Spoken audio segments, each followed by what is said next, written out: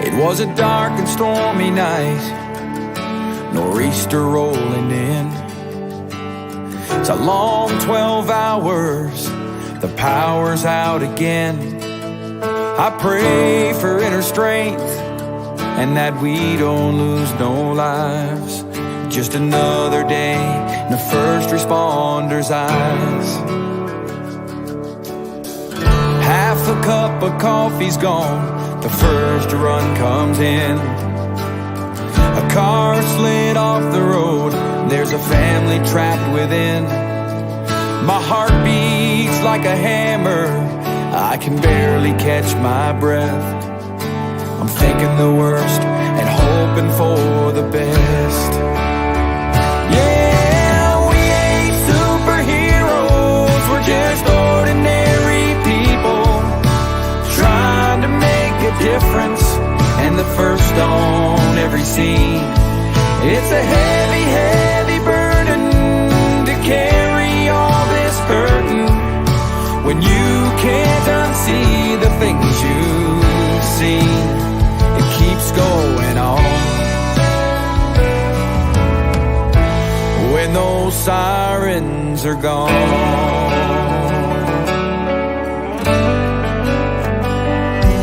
Now my shift is finally over, I gotta deal with what's mine and try to find a way to leave those tragedies behind. So I hug my 2 children, I kiss on my wife. Just another day in a first responder's life. Yeah, we ain't superheroes, we're just ordinary people trying to make a difference, and the first on every scene. It's a heavy, heavy burden to carry all this burden when you can't unsee the things you've seen. It keeps going on. When those sirens are gone.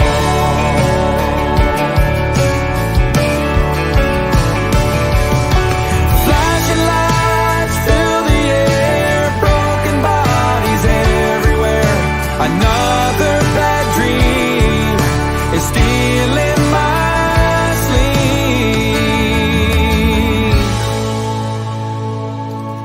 'Cause we ain't superheroes, we're just ordinary people trying to make a difference, and the first on every scene. And it's a heavy, heavy burden to carry all this hurting when you can't unsee the things you've seen. It keeps going on. When those sirens are gone, it keeps going on. When those sirens are gone.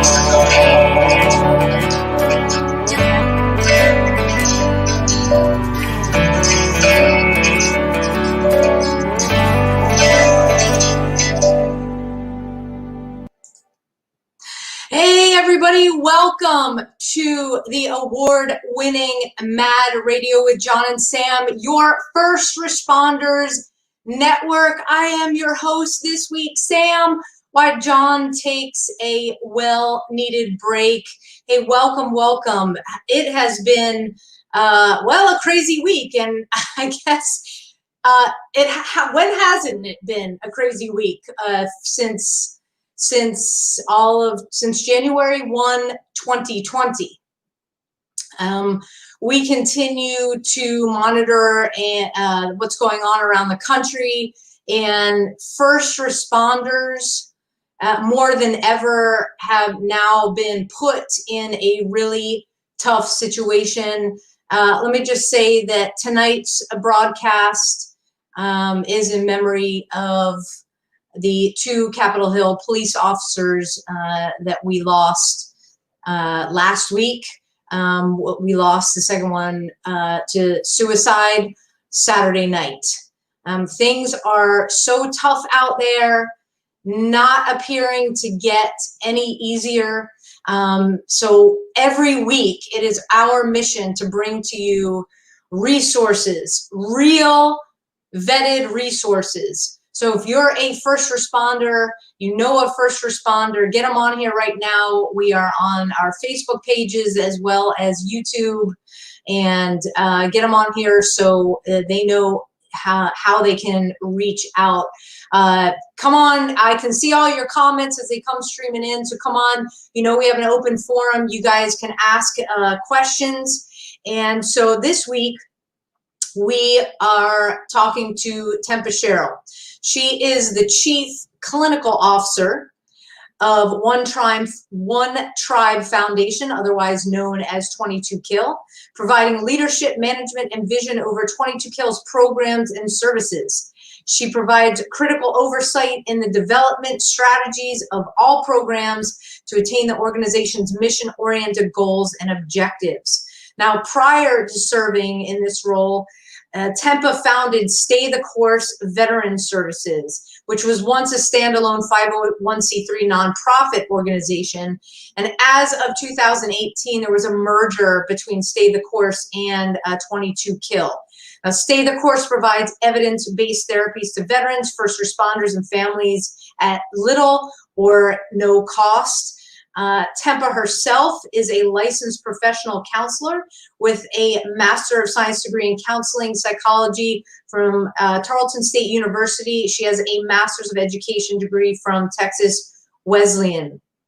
She has first-hand experience because she's a spouse of a Marine Corps and a reserve veteran who served in Afghanistan 2008-2009. He also happens to be a 22-year veteran police officer. And because he had a clinical diagnosis, he was brave. He went out, said, I needed help, received a diagnosis of post-traumatic stress. His police career ended. We've talked about this before, not a good thing, and we're trying to change that. So as a spouse, not only of a veteran, but of a police officer, she understands firsthand the difficulties that our first responders experience and the invisible wounds that are so often ignored due to the stigma of getting help. Now, she also is aware of the trauma that family members endure and the importance of healing the family.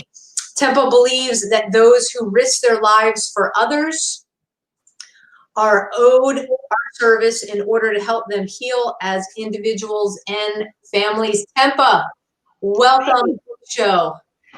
So great to be here. So great. Thank you for having me. You bet. Fantastic having you. I just read everybody your bio, already getting a thumbs up, say hey, saying hi from New Orleans.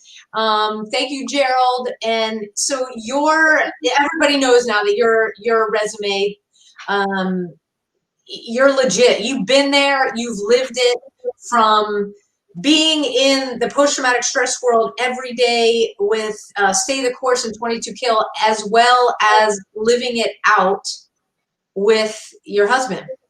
Exactly. And so 22 Kill is a name that is widely known not only through the Mad Radio community, but the world.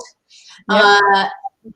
Everybody, if you haven't gotten your ring here, okay? And this ring, I will say, I'm going to let Tempa explain it, but it's definitely progressed from, hey, if you do 22 push-ups, you get this ring. It has taken on an even deeper meaning. So why don't you tell us a little bit about the evolution of 22 Kill and the meaning of this ring, which lives right here. Absolutely. So back in 2013, right after the 2012 study came out from the VA that 22 veterans die every day by suicide. That's how 22 Kill came about. And a small group of Marines came together and said, this is not okay. We need to raise awareness. We need to do something. And this has been an evolution. So it started with the 22 Kill push-up challenge, and it went viral on social media. These guys had no plans of forming a nonprofit at that time, but people, our communities rallied around this cause, that our service members were dying by suicide and related to the service to our country and to our communities. And so that, it eventually evolved into including first responders as well. So it evolved by people starting to rally around this issue. They started donating money. A nonprofit was formed. And so here we go. We've evolved into a full-blown mental wellness organization. In 2018, they included first responders and families, into the mission. And that was my original mission for Stay the Course, was to make sure we're serving those families. And from my family's experience, my husband losing his police career when he had the courage to ask for help, I was determined then that I wasn't going to, on my watch, I was not going to allow this to happen if I could help it. So in my little corner of the world, I decided to merge with 22 Kill, mainly because I knew we could do more together than separate. And so I went to Jacob Schick's house and sat down and talked with him. And I said, hey, I have an idea. Let's work together on this. Let's combat suicide for all our veterans, first responders, and their families. And let's provide wellness programs that will help prevent this in our world. And so, unfortunately, as you guys talk frequently on this show, that we lose more first responders to suicide than we do line of duty deaths. And that's not okay. That's a problem. And just as you said, this show being dedicated to those officers, that's exactly why we exist, is to serve our community in that way. The honor ring, as part of that 22 Kill push-up challenge, signified in the beginning, it was about veterans. It has evolved now into meaning a lot more than that. This signifies that you're not alone. Anyone can wear this ring. This ring says, I support veterans and first responders. I support those who fight every day on the job out there, protecting our communities and defending our country. So when you see someone wearing this ring, they support veterans and first responders. They're there for you. They'll do anything for you. Go shake their hand or give them a hug if you're not scared of getting COVID, and have a conversation. It's also worn on the trigger finger to signify, as a reminder for those who may be struggling, number one, I'm not alone. Number two, I have a lot of reasons not to take that step. So it's a powerful message that a lot of people may not realize. Yeah, amen. Thank you for that, especially the trigger finger comment, because I was going to get to that. And my fur pack wholeheartedly agrees with everything you said. So I'm sure you could hear them barking in the background. There's 3 of them there. So when one barks, they all join in.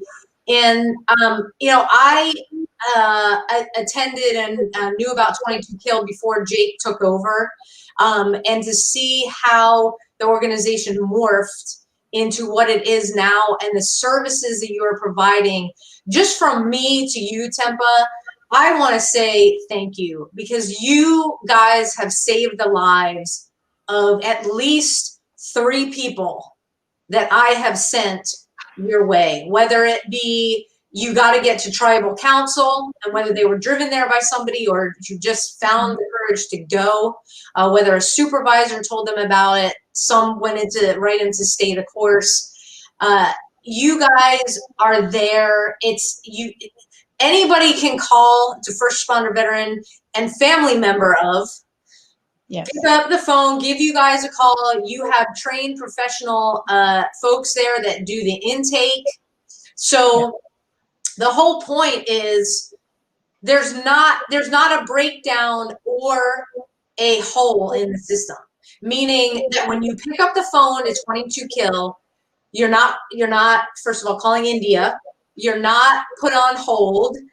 You're if you are put on hold, it's to get you immediately to the right person. Yes. And the phone does not get hung up. The call is not disconnected until that person, you have an assurance that they're either going to show up at your offices, and you have offices in Dallas and in Fort Worth, correct? Yes, that's correct. So Dallas and Fort Worth. Yes, and we're working on expanding. We have a counselor in Denton now, and we're working on other areas of the Metroplex and throughout Texas. We also do telehealth, so we can provide actual therapy to anyone in the state of Texas. And we're working on eventually, and our long-range plan is to go beyond Texas borders. So stay tuned for that. Oh yeah, and anyway, Mad Radio or a badge of honor can help you do that. We're totally on board. So you absolutely are. You don't slip through the cracks, and you know the blue family, the red family, the first responder family. We have to make a commitment that if one of your coworkers, somebody that you know, reaches out to you as an individual, please don't hang up the phone. Please don't leave them hanging either. Stay on the phone with them. Get 22 kill. Get a conference call going. Something. Yes. Because once, I've seen it too many times. Once you say, "Oh, I'll get back to you," you can't be certain what the person, where their state of mind is on the other line. Okay, so especially now, we lost 179 last year to suicide. And I know compared to 2019, people are like, oh, well, 2020, there was less suicide. It's called, there was more of a mission.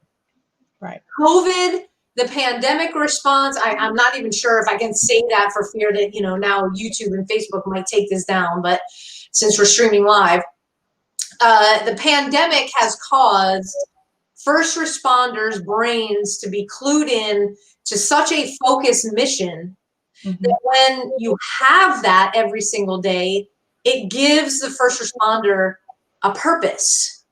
Yeah, exactly. Now, we are transitioning into a question mark, and there still remains a purpose. And we need to rally around and help first responders understand, number one, that they were put in a very difficult position last week in DC.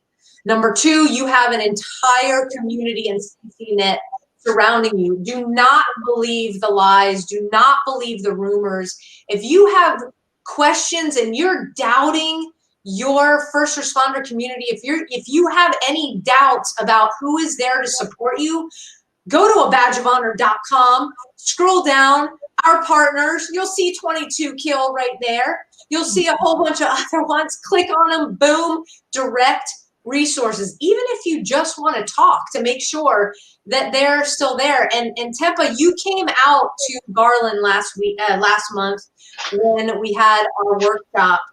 And although the first responders in the room, standing room only, that they knew about you, they didn't really know about you. Yeah. Right? So the feedback was amazing. Like, all right, we knew we could go on to 22kill.com. And by the way, 501c3s can operate under .coms. It's not like a law that they have to be .org. Right. So, it's like, yeah, 22kill.com. Oh, you guys do this? Oh, you mean I can send my officers here? Oh, you mean I can my family can be involved? And I had my own experience talking to some of the stay the course counselors when I came down to your offices. This goes back, I think, 2 years ago. You guys had a big open house. It might even be 3, where you auctioned off that freaking awesome truck. Yes. And I got to talk to them. And, you know, the one thing that I talked about on the show before that was missing from my post-traumatic stress treatment was having my husband involved. Having my mom involved. And would you explain more of how critical it is for the first responder family, the core unit, that those people living with the first responder every day, to be involved in the process, and why you guys made the commitment to not leave them out? So it comes from my personal experience. Is the main reason I wanted to help the families and involve the families, because through our journey to get help, and it was a long one because it was very difficult to find culturally competent therapists who understood us and what we were going through, and to really know how to help us. So when I went back to school to learn and become a therapist, I knew right then that the family had to be involved, because I knew what the power was for us. It was so powerful for us to be involved. It was powerful not only for us as individuals, but as a family unit. And it made my husband's healing work even better to have me and our children involved as well. So, you know, we were able to learn how to manage this together as a family, as a team. And that way, my husband's not having to do it alone. He's not having to experience this alone. And knowledge is power, even in the therapy room. So the more you understand about what's going on with your family member, with yourselves, the more powerful that is. And then that just becomes this positive progression. It will just catapult your healing forward. Yeah, and AJ just jumped on here. You all are also providing services for all frontline workers, nurses, and doctors due to the traumas that they're experiencing as well. Absolutely. We have added those from 2020, from the pandemic. Yes. That is fantastic. And that includes their families. Yes. The program set up the same. Awesome. Yes, same. So that is a permanent change for us. Frontline healthcare is now part of our definition of first responder. Well, that is fantastic, because it's absolutely true. Yes, it's very true. Yeah. And so just you guys did open in Fort Worth. Can you just tell people more about the expansion? And like you said before, if you need help, you guys can call 22kill. Okay, I'm across the bottom of the screen, 22kill.com. Log on. The contact information is right there. And you can do telehealth from anywhere. Yes. And I do want to explain how all the different ways that we can be accessed. Absolutely. So we have developed a crisis line. So we have a licensed therapist on call 24/7. So we always have someone accessible. If you want to talk through something or do a check-in, it doesn't matter the reason. It's there for support to get you through those moments. So our main number for services is 682-990-6242. And that rings this. Our team is answering phones in both Dallas and Fort Worth together. So you can set up in-person services. And yes, we are still seeing people in person. Not a lot of people are, due to COVID, but that's something that we do. You can set up virtual intakes or in-person intakes and then start receiving services. We have a very individualized approach. So it's not one size fits all. All of our therapists are culturally competent, either former first responders themselves or veterans or family members of all of the above. So we have former paramedics, combat medics, former police officers, Veterans, we have a great mix of staff. Our team is second to none. It's amazing. And one more time, that number? 682-990-6242. Okay, great. I posted it on all the pages, so you have that available 24/7, 22 kills crisis line. Like I said, pick up the phone and give them a call. You will not fall through the cracks there. What you just said is about the quality of care that, and you're being super picky about who you bring in as your mental wellness team is vital for the healing of the veteran and first responder communities, because as a community we don't trust, you know. Nope. And to know that we are sitting across the room, and folks, if you can go in person, you know, go in person. Telehealth is great if that's what you have to do, but if you can go in person, it's awesome. To be able to sit across from somebody who's walked in your shoes makes all the difference in the world, because if you have a barrier of distrust with you and your mental health, mental wellness team, that's not good. No. So to put it in other words, you don't have to explain your work to any of us. We get it. Right. You can jump right into what you need to help with and sort it out and work through it. We're also not hyper focused on diagnosis. We're hyper focused on empowering you to help yourself and to manage and cope with the stress you're experiencing.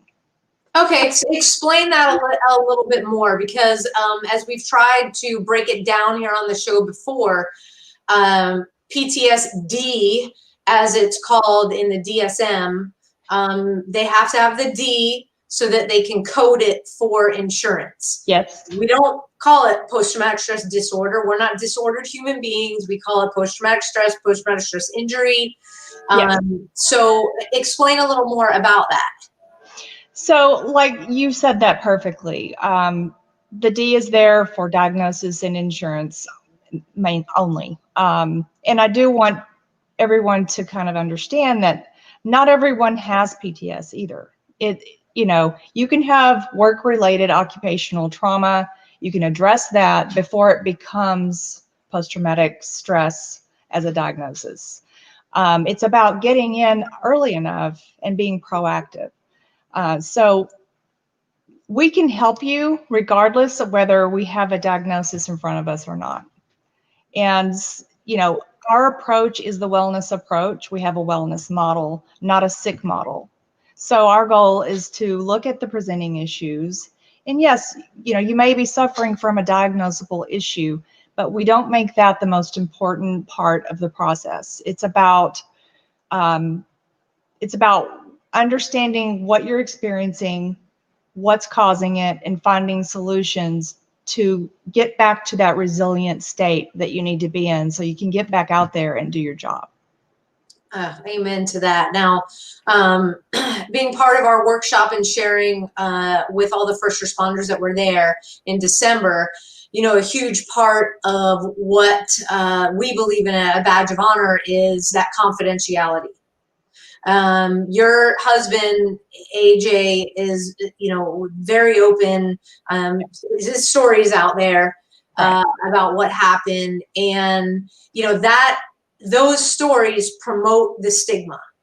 If you watched the show, you know, with John, you know, what happened with him, and that full story will come out. So, you know, stay tuned. It's going to take a little while. So bear with us, but that promotes stigma. Yes. And like what, you know, so police officers see this, or they're on scene, or, you know, and they say, our first responders, and they're like, well, why the heck would I say something then if this might happen to me? And we've heard it in the veteran community over and over and over again. Yes. I mean, it is still ongoing. Just a story yesterday. It is crucial for first responders to have that confidential outlet to know that you have trusted people who are not going to burn you, okay? People ask, well, Sam, you talk about your post-traumatic stress. How did you land back in law enforcement? I worked with a counselor. We worked very strategically. If I had that diagnosis and it was out there, did you think I was going to be hired by another law enforcement agency? Probably not. Okay. And well, gee, now that show's out there, if they're watching from Maryland, they'll be like, oh damn. Like, hey, there was no problem there, folks. I got well. I did the work that I needed to do. It wasn't easy. I stuck with it. All is well. So you move on into that. You guys, same thing. Everything is confidential. Reach outside of your departments, especially now with the political thing going on. There is so much distrust. Tempa, are you hearing this from the first responder community? Absolutely. I've heard it always, even before, we entered this twilight zone that we're in right now. The trust hasn't been there for a long, long time, and as a spouse, I get it, and we lived this experience, and that's why we are so careful about confidentiality. We are off the grid. That's the best way to describe us. Number one, all mental health providers and professionals are bound to confidentiality anyway, but we take extra steps in our services, all of our services, whether it's traditional therapy or non-traditional therapy. No one can call and ask if you're getting services at any of our locations. We cannot confirm nor deny anything. There's extra measures to make sure that we're protecting your identity at all costs. And that's something that I just want to reiterate. It's extremely off the grid and confidential. So my husband's in a perfect example. And I do want to say that I'm so proud of him for being brave enough to say, I need help, and to raise his hand. And he's alive today because of that.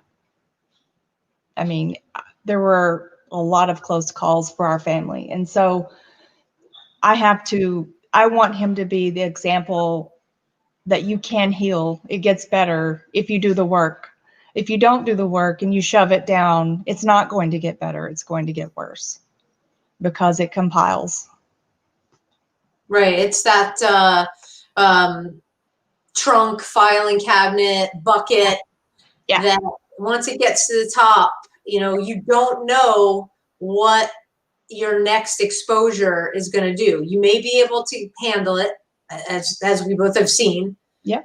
But it may cause that overflow. It may cause the drawer in that filing cabinet not to be able to be shut. It may cause your trunk to just boom.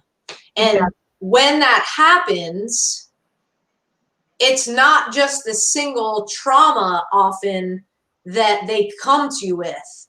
It's 10 years, 15 years, 2 years, 25 years. It all comes out.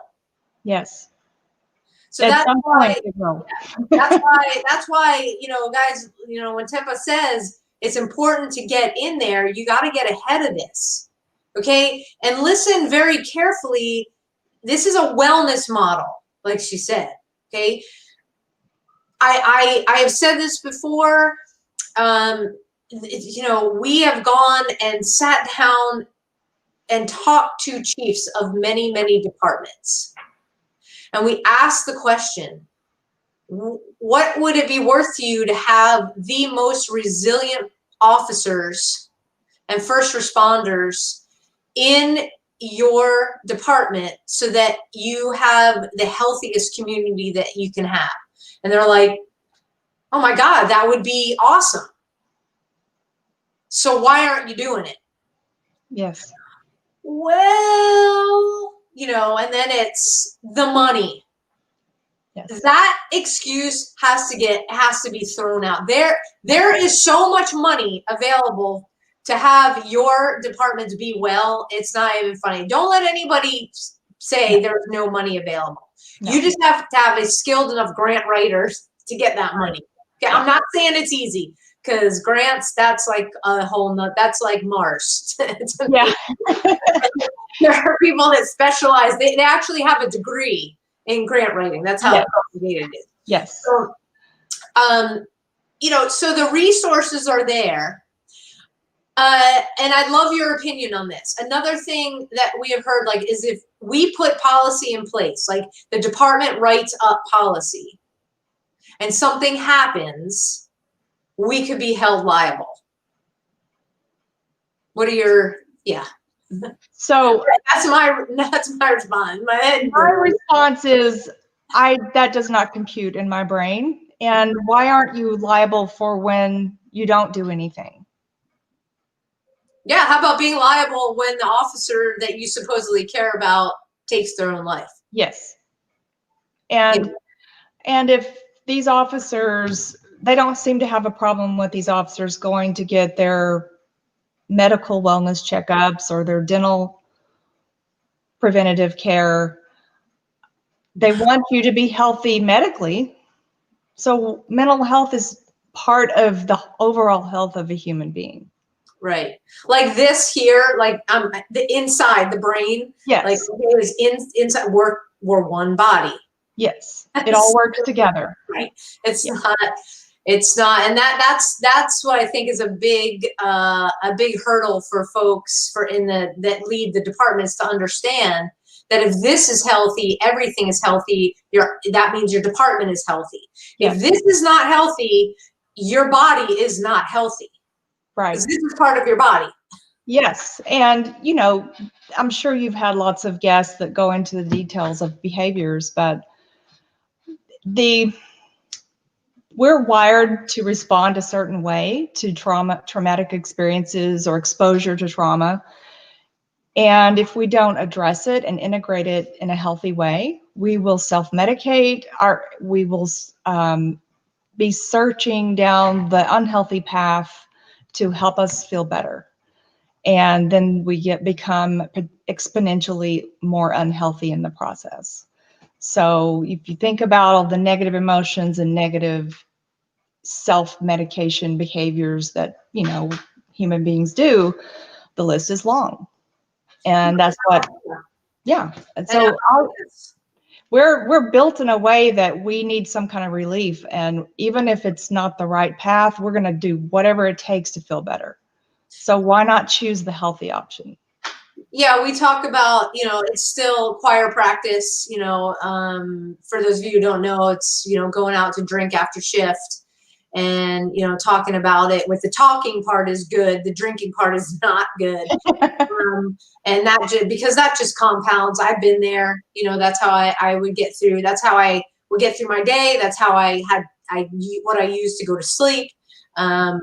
To alter my brain chemistry enough to where I wouldn't have the nightmares, instead of, getting the help immediately, not fully understanding what was happening to me, what even post-traumatic stress was. So, we know that the drinking is still, it's legal, right? So, I mean, once it crosses over, and we have heard stories, of the abuse of painkillers. An officer, a first responder receives an injury, they get given medication.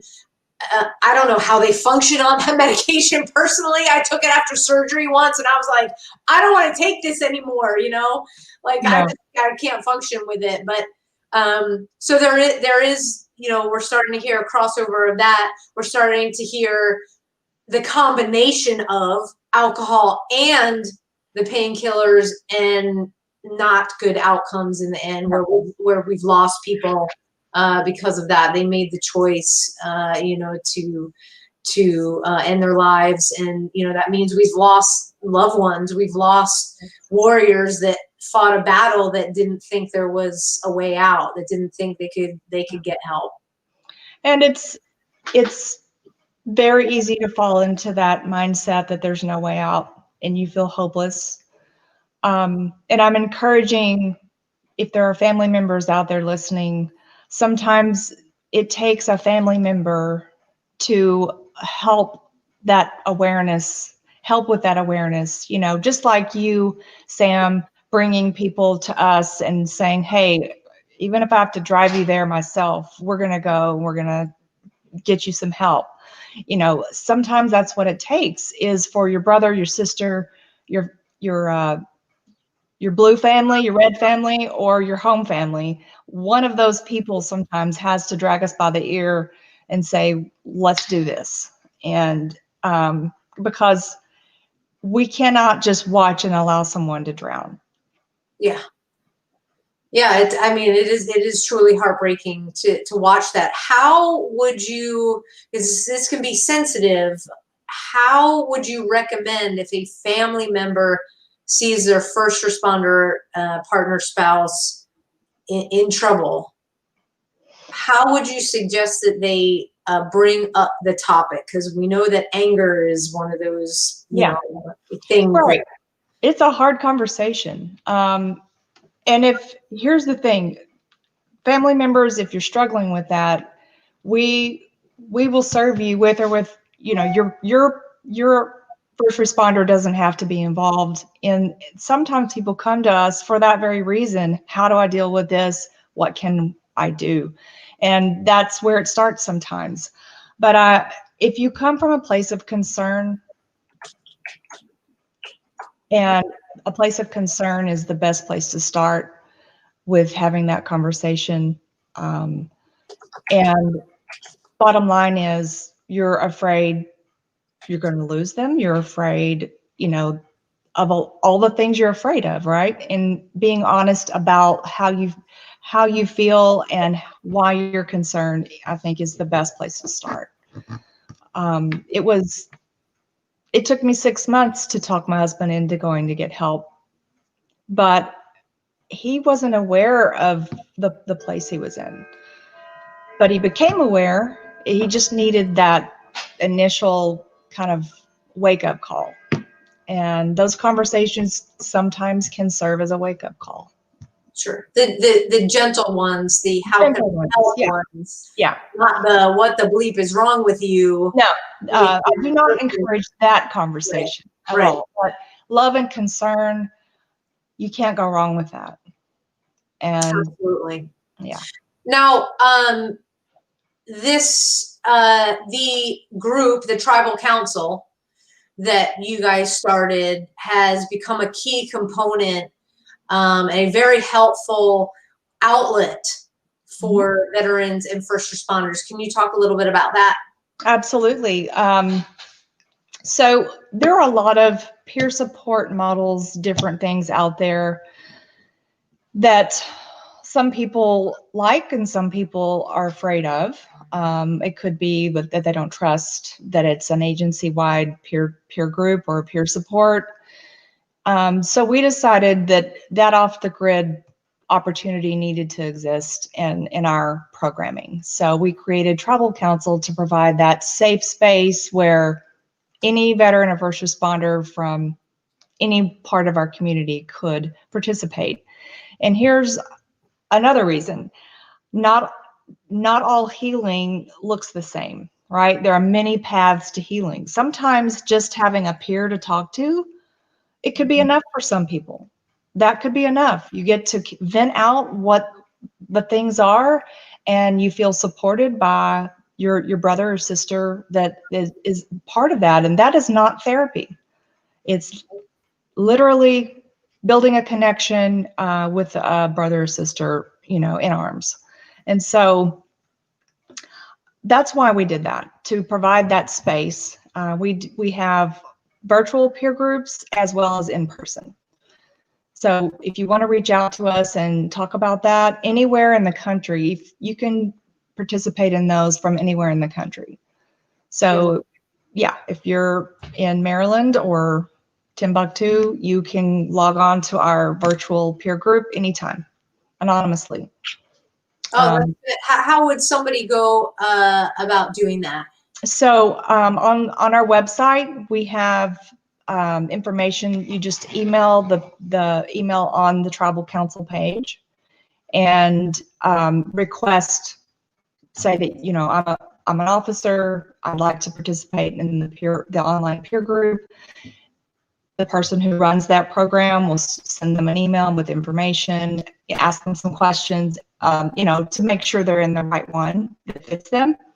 And then they'll send them a link that they can log on. So it's protected, and we do it that way to keep the people out that we don't want in there that are posing as, you know, we want to make it secure and safe for our first responders, so that there's nobody allowed in there that shouldn't be. Okay, so you've got that available online, and then you've got in person as well. Yes, also in person. Okay, and so what are the days that you have tribal council in person? The in person, it's first and third Tuesdays, and that has changed a little bit. We've had to modify it there for a while because of the COVID situation.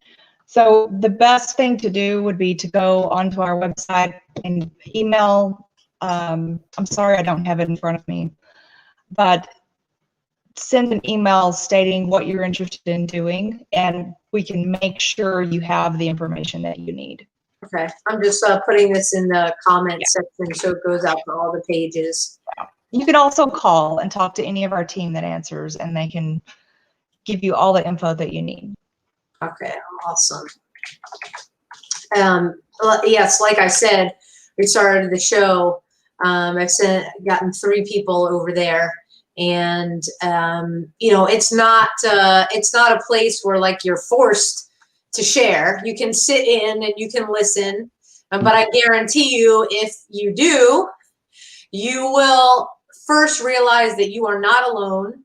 Yeah. And second, this might sound a little weird, you actually might come away relieved, because other people's stuff might be worse than yours. That's right. Chances are that's a very high possibility. Yeah, we laugh, but it's true. I mean, I've heard the stories, and it's just you know, Jeff Freeman shares during the workshop when it wasn't at your tribal council. This was many years ago, before tribal council was in existence. That he had to go, his chief told him he had to go out of town to something, and it was a bunch of police officers, and you know, everybody's sitting around going, "Oh man, I'm glad I don't have his stuff," or you know, yeah. Now, yeah. So in a way, you know, I've heard everybody that's gone, relief and not alone. That's the goal, is walking out of there knowing you're not alone, you have support, and it's a place you can leave something there on the table or leave it there in that room, and you don't walk out with it. Yeah. It's a safe place to do that. Absolutely. And how many first responders would you say that, you know, tribal council has served over? It's been like 2 years, right? 2 years that you guys have had it? Yes. We've served, I don't have a hard number to give you, but we keep that group kind of small. So our goal isn't to have a huge number of people in the room together. Right. Our goal is to have quality space. You know, we want 6 to 8 people there, so it's not overwhelming or intimidating. So high numbers aren't really our goal, but I can tell you that we are very consistently serving that small group, you know, every time we meet. So it's not the quantity, it's the quality. Sure. Yeah. Well, I mean, it was so popular that you had to start it in Fort Worth, right? Yes, exactly. Right. Yeah, exactly. And it's, you know, like you said earlier, people have to try it. Trust doesn't come immediately, and usually they have to hear it from someone like you or, you know, another coworker that, hey, yeah, this is legit, this is good, I recommend it, you want to come with me. And you know, we want to, as a matter of fact, in the background, a little inside information, we are working on a way to build out peer support and make it more accessible to more officers, firefighters, you know, all first responders. And we plan to write a curriculum, we plan to create a network of support that it doesn't matter if you're current, former, you know, we plan to provide training in the future. So we have a lot of exciting plans around peer support because it is very important. So would this be peer support that people, that first responders would still receive through 22 Kill by coming in or being virtual, or the availability for these trained first responders to go into a department, let's say if the department called?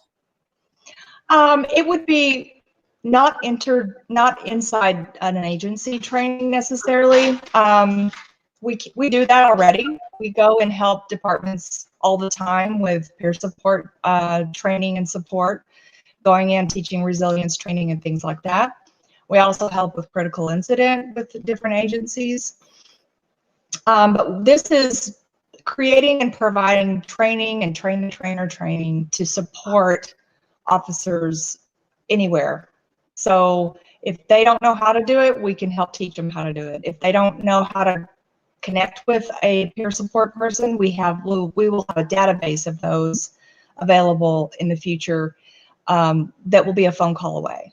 So whether it's a group or one-on-one, it doesn't matter. We want to make it more accessible. Oh, and make it, yeah.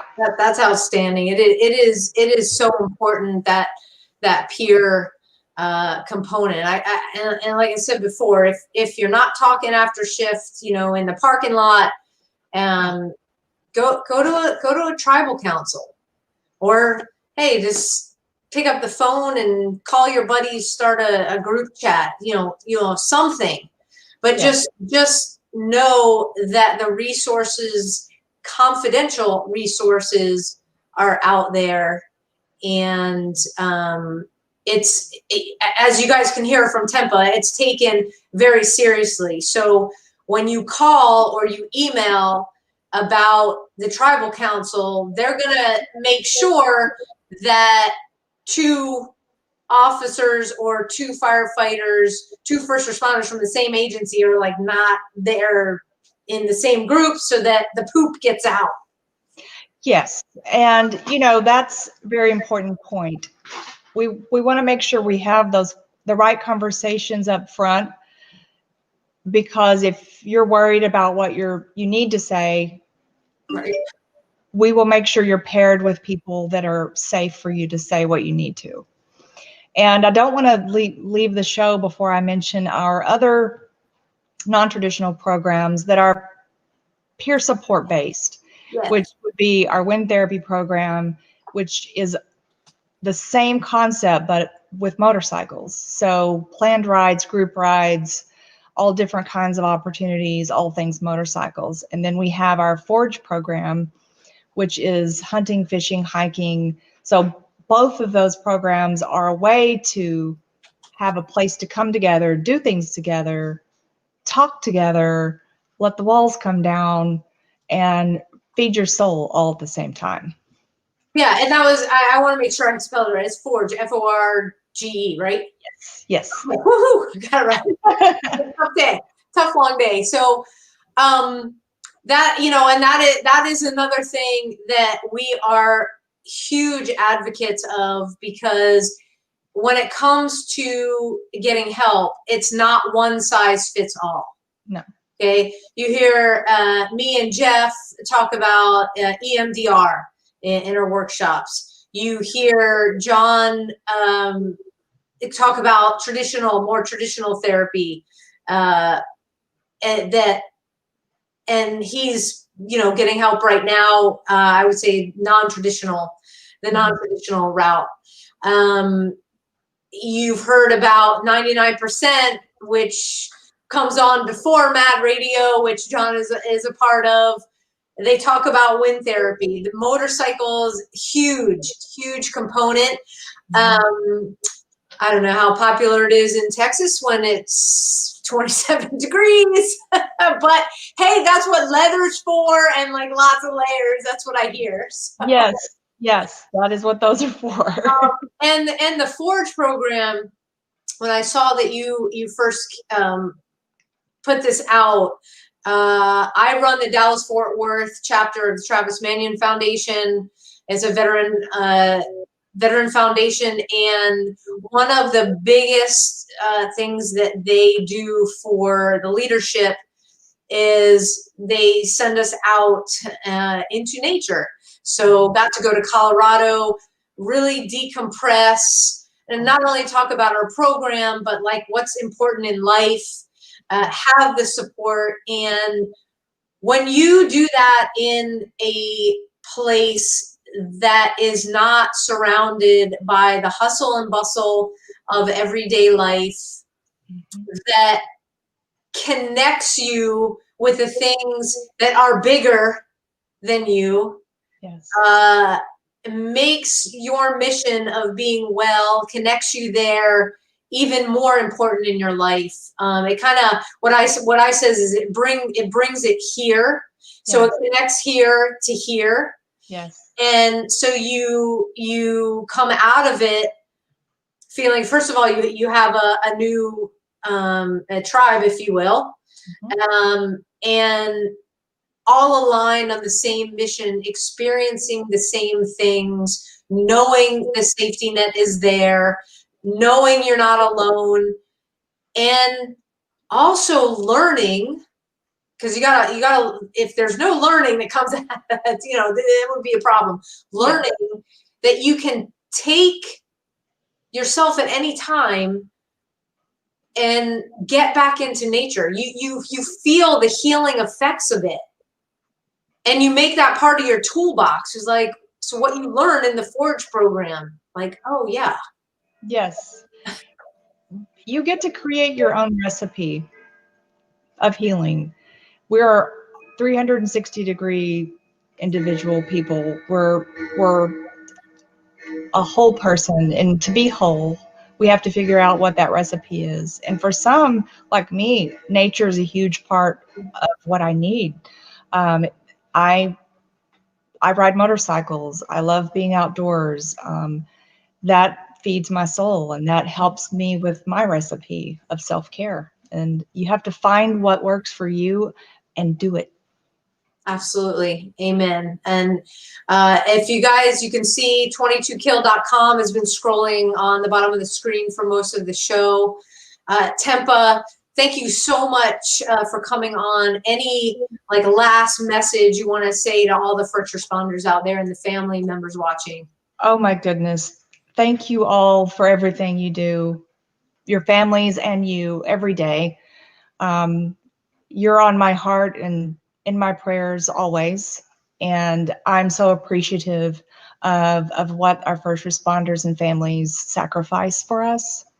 And I know what that sacrifice is like, and it's worth it. You are worth it to us because of all the things you do for us. Your life is worth it, and we want to help you any way that we can. So please reach out. You're not alone. We're here to support you. And thank you. We can't say thank you enough. Well, God bless you and AJ and everybody at Stay the Course, everybody at 22kill. Continue to do phenomenal things. Continue to heal. Don't forget to take care of yourselves. Yep. And we will be back in touch soon. Guys, please, you heard it from Tempa. You are not alone. Reach out, 100% confidential. Get the help that you deserve, that you absolutely deserve. Yes. Thank you, Tempa, so much again for being on. And we'll be in touch soon. You bet. Awesome. Bye-bye. Bye. Wow, what another amazing show. Tempa, just guys, if you don't see how 22 Kill is the whole package and how they can help, you log on to 22kill.com, spend the time, peruse the website, find some tools for your toolbox, create your own recipe. I love what Tempa said with that. Again, I want to thank everybody watching on Facebook and YouTube. And hey, Facebook family, if you wouldn't mind jumping on over to our YouTube page, which is Mad Radio Texas, and subscribing there. Like I've said in the past, the more subscribers we have, the really we can do some more cool things there. Support the show, support Mad Radio, support a badge of honor.com. I'm going to put that up right now. Support a badge of honor. You can go on to abadgeofhonor.com, click on Mad Radio. You'll see the donate button. Every dime goes to supporting our first responder community so we can put on our post-traumatic stress, suicide prevention, and resiliency workshops. Tempa was there last month. She got to, like I said, be in a part of the workshop, explain to everybody there what she did. As I started the show, this show is dedicated to the two very brave men that we lost, the Capitol Hill police officers last week.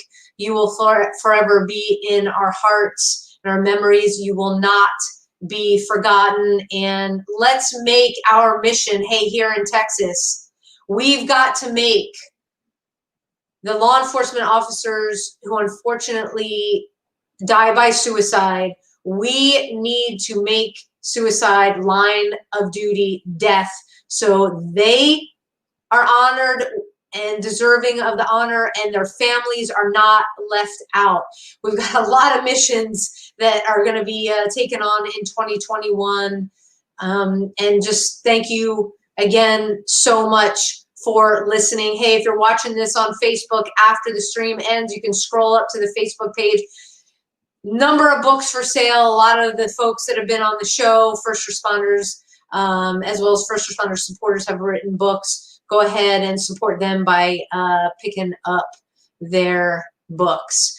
So until next week, folks, we love you.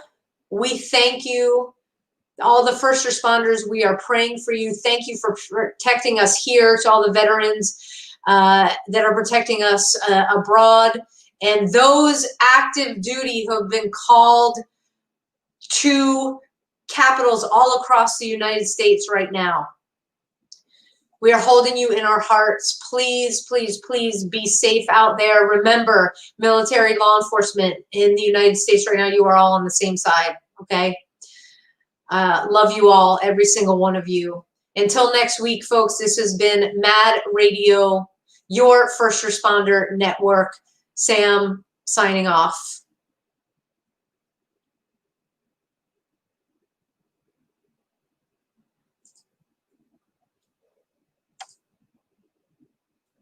After working for 20 plus years as a police officer, not having backup is kind of scary. While I was trying to heal from the traumas that had put me in the position that I was in, I suddenly lost all the support of all the guys I worked with.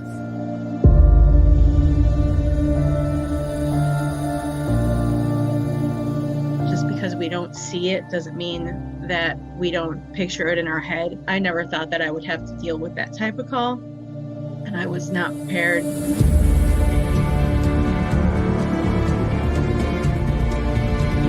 I remember the moment I was like, okay, I was up all night. It was just trauma after trauma after trauma. You know, the novelty of the job wore off really quick.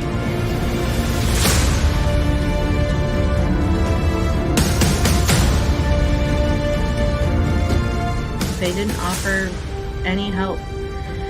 They said I needed to see a psychiatrist, that there was probably nothing wrong with me, that I was just being a baby about it. I couldn't think of how to get help without ruining my job.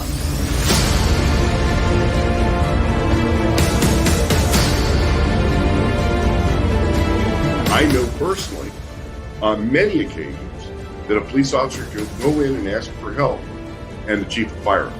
They forced me to resign because they just could not understand how that could have affected me since I was just a dispatcher. I just thought to myself, if I can't do this job, what can I do? What else? I put all the eggs in this basket. Who am I if I'm not a firefighter? I have, 4 years till retirement, and I gotta be okay, and I gotta make it.